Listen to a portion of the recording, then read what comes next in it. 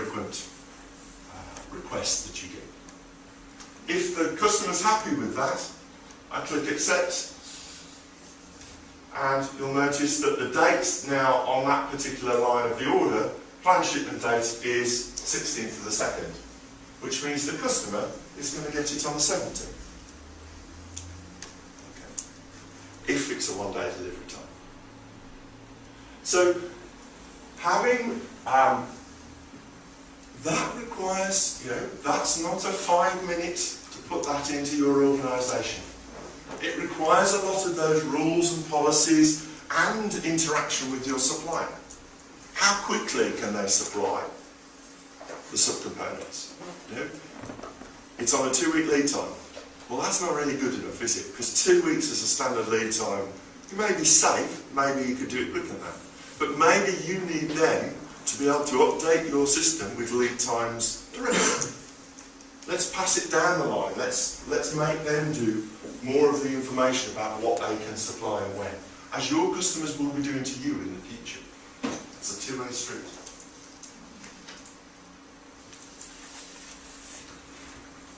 I've skipped the bit about then going on and creating a purchase order and sending it off. Transport time, handling time, a few days to accept it. We talked about the capacity. When can my customer accept delivery? If my customer only accepts deliveries on a Tuesday and a Friday, then actually if I miss the Tuesday slot, it's going to be the Friday. So I need to be able to go and set up calendars saying, what can I do?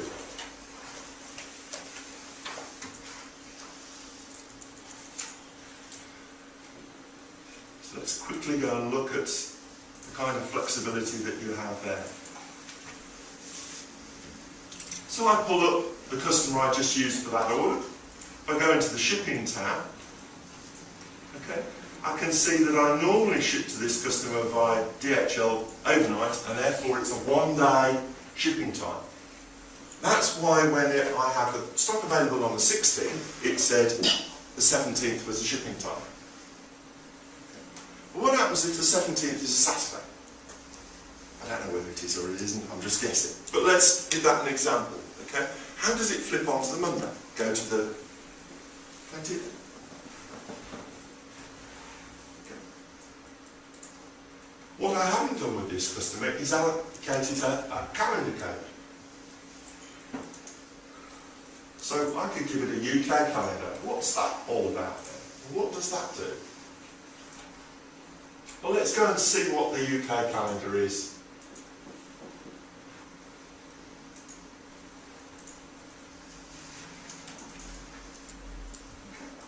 So what we've defined is that the UK calendar, we don't work weekends, as a norm. We've said Saturdays and Sundays are non-working days. If we went all the way down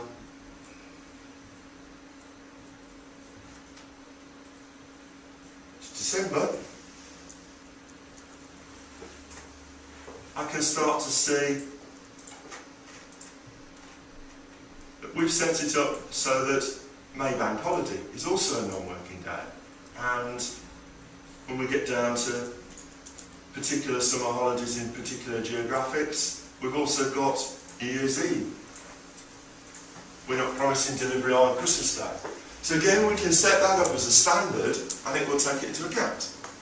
By then putting that UK calendar against my customers, as I have done there, it will then, those aren't working days, so we'll miss them. Okay, we're not going to try and deliver.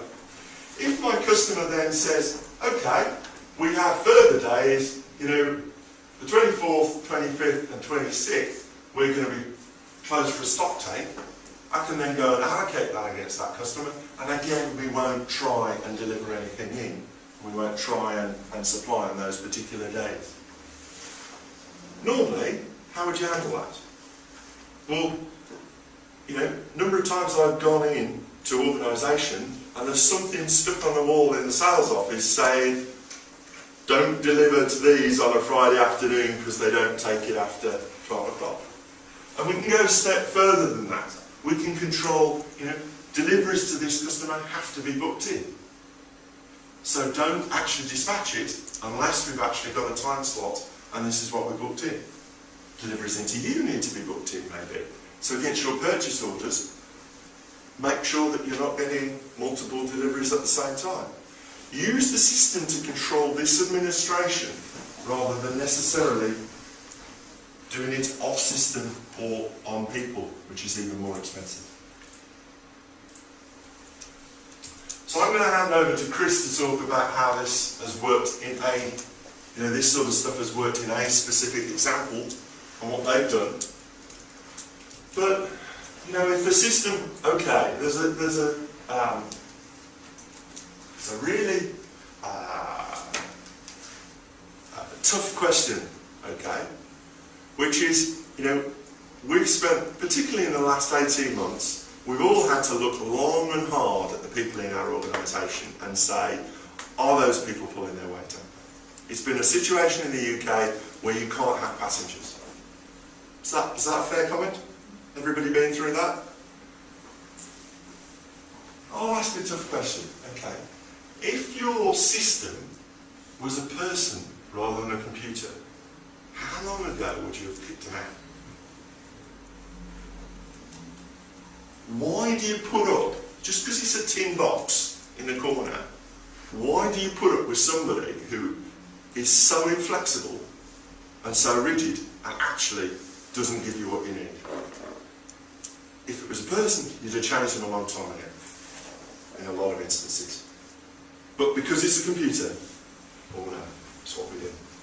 So, you need a system you can trust. You need it to be flexible, handle the exceptions, do the stuff that is unique to you. If you're in a computer software industry, you're not going to have a lot of common with the people who manufacture trucks or sell jewellery.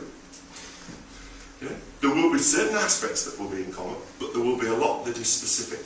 So we need a system that goes down, drills down into that and does what you need, not tries to be all things to all people. When you put an ERP system in, the bit that takes the most time, setting up the policy rather than chasing the transaction. Okay? The whole objective is actually to do it once, get it so that it copes with every eventuality, and then just let it tick. Okay? If you have any kind of production process, if you have a machine and it needs constant monitoring, it's a pain, isn't it? You wouldn't put up with that again, would you? You want to set it up, you want to push the button, and it just works. Ticks away. It's exactly what you want from your IT system. Okay? Every sales order, every purchase order is just done and just works. If you have to get involved personally in each transaction, it's going to be much higher cost. The information, I'll come back after the break. Trying to put together information from multiple different sources is a nightmare. You need what you look at to be up to date and be confident that it's as at now. And that means eliminating a lot of the paper that is in your organisation. How many times have I've seen something on a screen and said, is that really right? Well, we don't really know because there's that pile of paper over there, and once she's worked her way through that, we'll have a look at it. But the problem is, as soon as you start processing that paper, somebody comes in and puts yet more on the top. So if the system never catches up with what's happening in physical reality, it's difficult. It's difficult to get that clean edge that you need to check that it's accurate.